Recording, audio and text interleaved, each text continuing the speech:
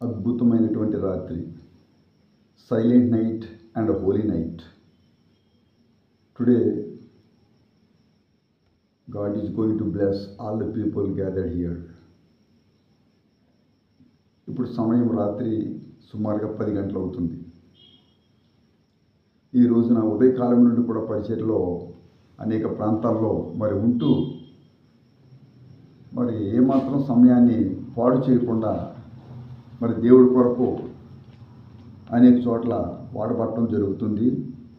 దేవుడి కృపను బట్టి మరలా నేను మీ మధ్యలోకి వచ్చి దేవుని యొక్క వాక్యాన్ని అందించగలని దేవుడు చేసిన ఏర్పాటును బట్టి నేను మీ మధ్యలోనికి రాగలిగాను. ఎంతైనా దీనిలో దేవుని యొక్క కృప ఉన్నదని నేను నమ్ముతున్నాను. మీరు ప్రభువులో ఫలించాలి, వ్యాపించాలి. కొలస్సీయులకు రాసినటువంటి పత్రిక కొలస్సియన్స్ 1st chapter 6th verse. కొలస్సీయులకు రాసినటువంటి పత్రికలో 1వ అధ్యాయం 6వ వచనంలో, ఈ సువార్త సర్వలోకములో ఫలించుచు వ్యాపించుచున్నట్టుగా మీరు దేవుని కృప గురించి విని సత్యము గ్రహించిన నాట నుండి మీలో సైతము ఫలించుచు వ్యాపించుచున్నది. Which is come on to you as it is in all the world and bringeth forth the fruit as it doth also in you and renew the grace of God in truth. ఈ పత్రిక చూస్తున్నప్పుడు ఫలించుచు వ్యాపించుచున్నట్టుగా ఏమిటది? సువార్త. ఈ సువార్త ఎక్కడ? సర్వలోకములో. ఈ సువార్త ఫలించాలి, వ్యాపించాలి. సాధారణంగా ఈ ఫలించుట, వ్యాపించుట అనే పదాలు మొక్కలకు, తీగలకు మనము అన్వయిస్తూ ఉంటాం. For plants, for trees, right?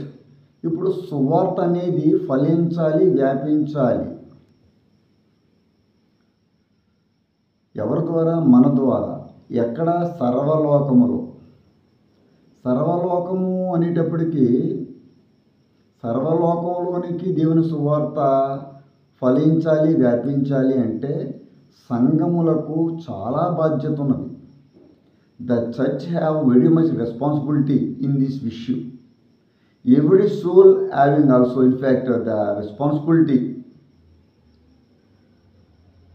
for making the gospel fruitful. Yes, friends, సంఘము దేవుడు. సంఘము దేవుడు. దేవుడు పరమనందు ఉన్నాడు, సంఘము కింద ఉన్నది. Right friends? దేవుడు పరమనందు ఉన్నాడు, సంఘము కింద ఉన్నది. ఈ సంఘం ఎక్కడున్నది? లోకంలో ఉన్నది. ఈ లోకములో సంఘము ఉన్నది, సంఘము కానిది ఉంది. మేకలు ఉన్నాయి, గొర్రెలు ఉన్నాయి, చీకటి ఉంది, వెలుగు ఉంది. ఈ పాప లోకములోనికి సువార్త ఫలింపచేయటము, సువార్త వ్యాప్తి చేయటం ఎట్టాగా? మొదటగా ఒక మొక్కను తీసుకున్నప్పుడు, ఒక మొక్క ఎదగాలి అంటే మొదటగా నేల బాగుండాలి. Soil, ground. ఇందులో మట్టి బాగుండాలి, నేల. రెండోదిగా బ్రాడ్గా చెప్తున్నాను. రెండోదిగా క్లైమేట్ బాగుండాలి, climatic condition. First the ground or soil. Second climate, వాతావరణం. మూడవదిగా శత్రువులు అనే దానిని పరిగణలోకి తీసుకురావాలి. మొక్కలకు కూడా శత్రువులు ఉన్నాయి. ఏమిటో మీకు తెలుసు. చీడ పురుగులు, దోమల బెడద. ఒక మొక్క ఫలించాలంటే నేల బాగుండాలి. అఫ్కోర్స్ దానికి నీరు కావాలి, ఎండ కావాలి, ఇవన్నీ చెప్తారు మీరు. నేను బ్రాడ్గా చెప్తున్నాను చెప్పాను. అందుకనే నేల బాగుండాలి, క్లైమేట్ బాగుండాలి. మూడవదిగా శత్రువులను ఎదిరించగలగాలి. విరోధులు మొక్క మీద దాడి చేయకుండా ఉండాలి. సంఘము అభివృద్ధిలోనికి రావాలి అంటే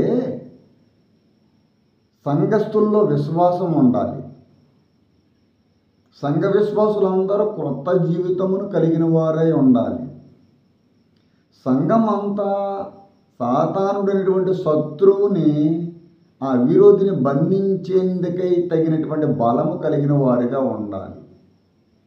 రైట్ ఫ్రెండ్స్. దావీదు గారు 133లో ఆయన అంటాడు చాలా చక్కనటువంటి మాట చివరిలో, how good and pleasant it is for brother and to dwell together in unity. అంటే సహోదరుల ఐక్యత కలిగి నివసించుట ఎంత మేలు, ఎంత మనోహరం అనే మాట మీకు తెలుసు. ఇప్పుడు లోకంలోనికి సువార్త అందబడాలి అంటే సంఘము బాగుండాలి. సంఘం అంటే ఒక సంఘం ఉందా ఈ ప్రపంచంలో? ఒక సంఘంతో మనం సరిపెట్టుకుంటున్నామా? వేల సంఘాలు ఉన్నాయి. Thousands denominations we are having now the present in this world. సంఘాల మధ్యన ఐక్యత లేదు. No unity between the churches. సంఘ నాయకులు ఉంటారు. ఆ సంఘంలో ఒక నాయకుడు ఉంటాడు, ఈ సంఘంలో ఒక నాయకుడు ఉంటాడు. ఈ దేశంలో సంఘానికి ఒక నాయకుడు ఉన్నాడు, ఆ దేశంలో సంఘానికి ఒక నాయకుడు ఉన్నాడు. సంఘ నాయకుల మధ్యన ఐక్యత లేదు. సంఘ కాపరులు షెపర్డ్స్, సంఘ కాపరుల మధ్యన ఐక్యత లేదు.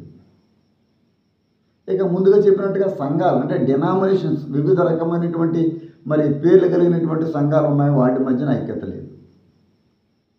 పోనీ సంఘాలన్నింటినీ ఒక సంఘంగా పరిగణించుకుని ఈ సంఘమంతా దేవుడితో ఐక్యత కలిగి ఉన్నారా అంటే సంఘానికి దేవునికి ఐక్యత లేదు.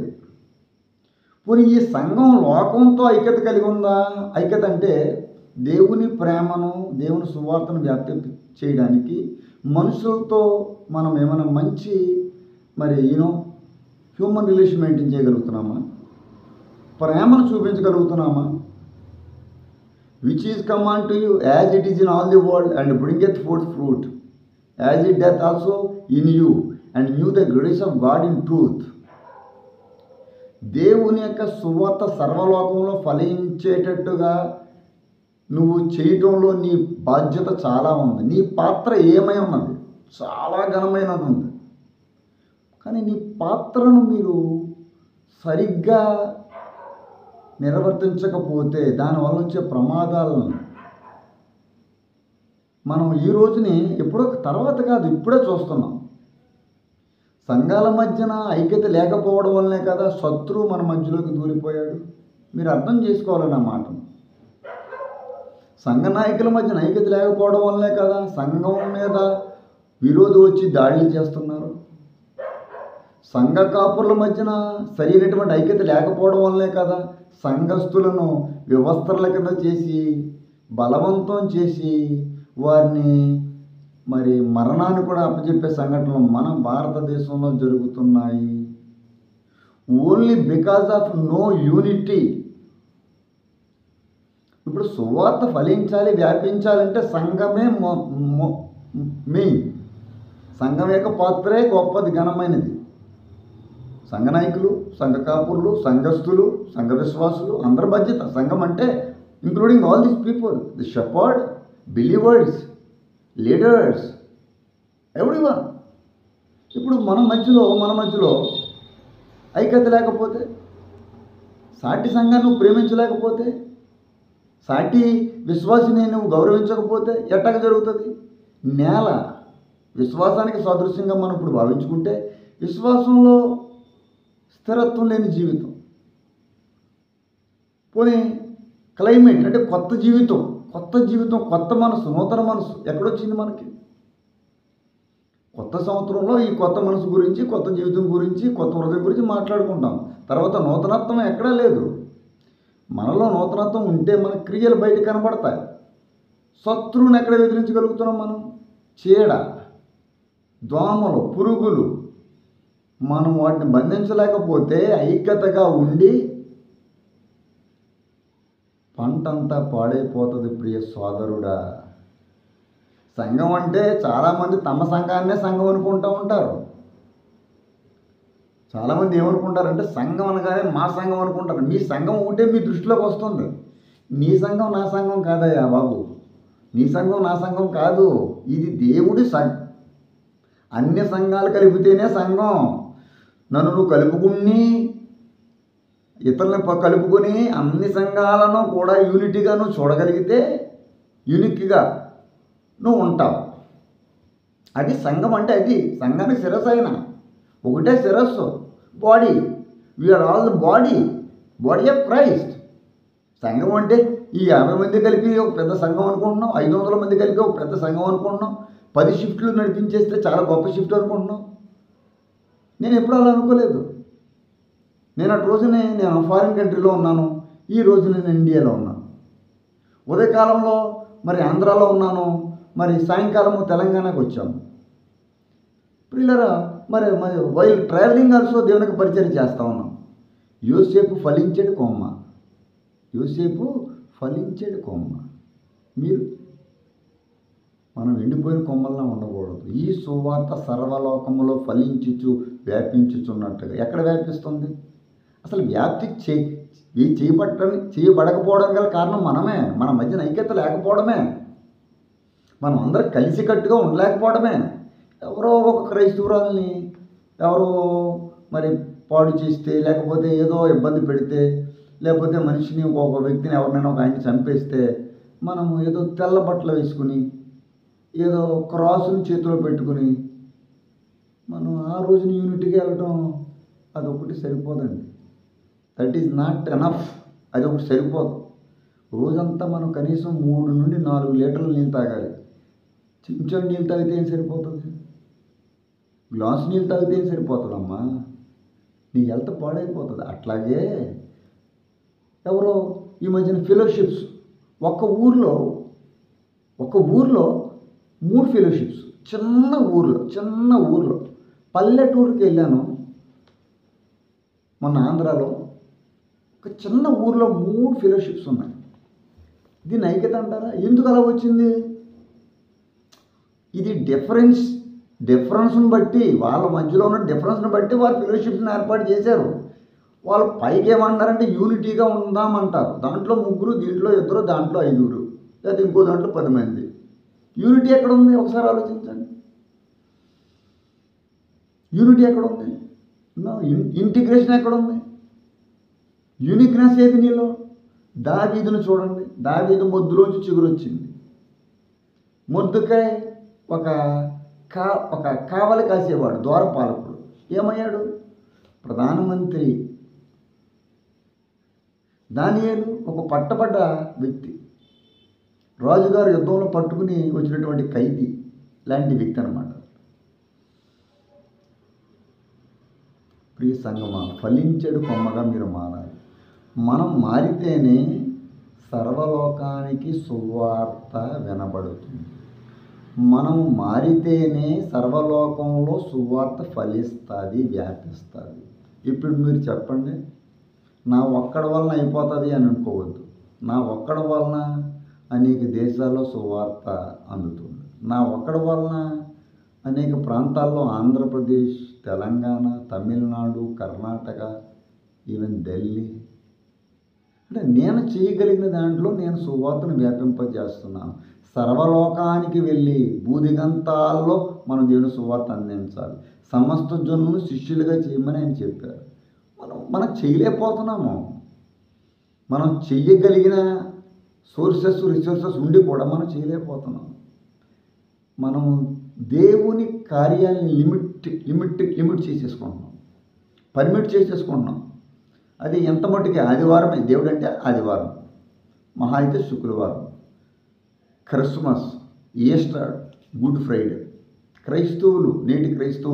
నేటి సంఘాలలో స్కిట్లు, బుడగలు, బూర్లు, పలావ్, చికెను. అదే ఆ రోజు ఎప్పుడు ఉంటుందా అని చాలామంది ఎదురు చూసేవాళ్ళు కొంతమంది. క్రిస్మస్ ఎప్పుడండి? క్రిస్మస్ ఎప్పుడు 25.